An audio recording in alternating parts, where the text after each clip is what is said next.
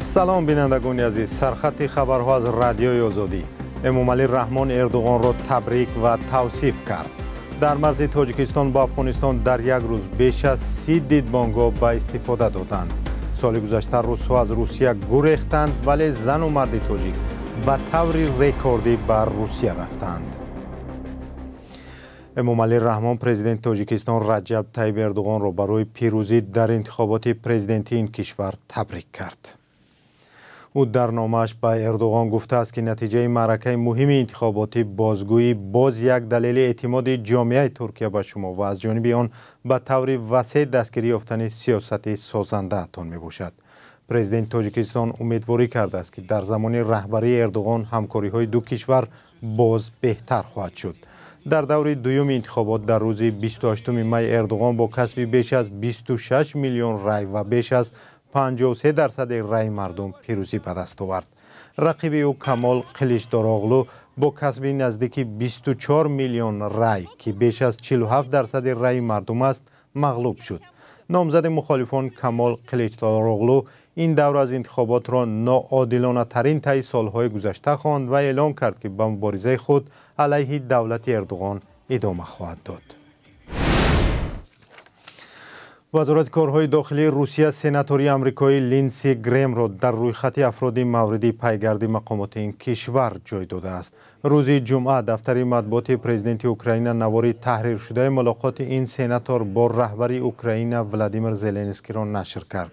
در این نوار گریم گفت که روس‌ها کشته می‌شوند و سپس او همزمان میگوید که پشتیبانی ایالات متحده آمریکا از اوکراین بهترین سرمایه‌گذاری کشورش بوده است. بعد تنقید روسیه از این اظهارات، اوکراین نواری کامل سخنرانی سناتوری آمریکایی را نشر نمود. در آن تشخیص شده است که این دو نظر قانونگذاری آمریکایی به هم رابطه نداشتند. جسد یک جوان 23 ساله را که در جنگ ضد اوکراین کشته شده است برای دفن به ازبکستان بردند. این شهروند ازبکستان که از او تاجیبایف نام میبرند برای دریافت کار بر روسیه رفته بوده است.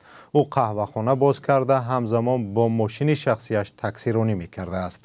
مادر این جوان در نواری که از سوی مقامات ازبکستان نشر شد میگوید با ماشین پسرش مواد مخدر پرتافته 7 سال زندانی کردند. هنگام ادای جزا او را از زندان به جنگ روسیه ضد اوکراین فرستادند. مادر جوان میگوید باری آخر با پسرش روز 10 سپتامبر سال 2022 صحبت کرده است. سازمان زرخریدانی چویک واگنر که ضد اوکراین می جنگد اعلان کرده بود که هزاران محبوس را با شرط پیش از مهلت آزاد شدن از زندان به جنگ جلب کرده است. اکثر زندانیان شهروندان کشورهای آسیای مرکزی می باشند.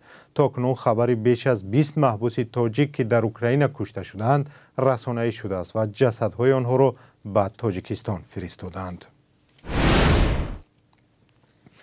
امامعلی رحمان پرزیدنت تاجیکستان مرز این کشور با افغانستان را دشوار نظارت ترین نقطه مرزی دانست. امامعلی رحمان پرزیدنت تاجیکستان روز 28 می در روز مرزبانان در باز شدن دو دیدبانگاه نو در مرز با افغانستان و ازبکستان واقع در ناحیه شهر توز شرکت کرد.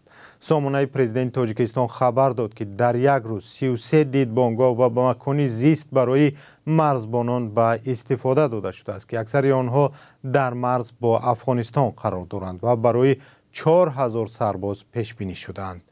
ایالات متحده آمریکا و اتحادیه اروپا نیز برای تحکیم مرز تاجیکستان با افغانستان همساله 10 میلیون دلار کمک میکنند. مقامات تاجیکستان میگویند در مرز افغانستان با این کشور گروه‌های تندرو کمین دارند و از این کشوری همسایه احساس خطر وجود دارد.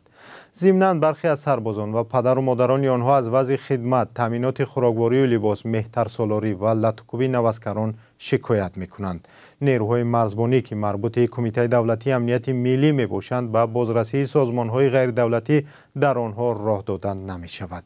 نزدیک 2 ماه پیش نوار پخش شد که ضربالت بیرحمانه نوسکران را در یکی از قسمهای مرزبانی نشان میداد که در جامعه سر و صدای زیاد پیدا کرد و حالا مرافعه 5 سرباز و یک افسر این قسم حربی جریان دارد. مهاجرت مردان و زنان تاجیک بر روسیه در سال گذشته به طور رکوردی افزوده بوده است. سامانه کبر در یک مطلب خود با تکیه به آمار رسمی گفته است که سال گذشته 775,000 مرد تاجیک بر روسیه رفتند. این سامانه از قول کمیته زنان نوشته است که شماره زنان مهاجر نیز 2 برابر افزوده است. سال گذشته بیش از 121,000 زن تاجیک بر روسیه رفتند که نسبت به سال 2021 نزدیک به 72,000 بیشتر بوده است. افزایش مهاجرت از تاجیکستان بر روسیه در اوج جنگ این کشور ضد اوکراین در حال اتفاق افتاده است که ده‌ها هزار روستبار وطنشان را ترک کردند. اکثر شهروندان روسیه از ترس جلب نشدن به جنگ به قزاقستان، گرجستان، ارمنستان و دیگر کشورهای آسیای مرکزی فرار کردند. سال گذشته مقامات تاجیکستان گفته بودند که بیش از 30,000 شهروند روسیه به این کشور آمده است.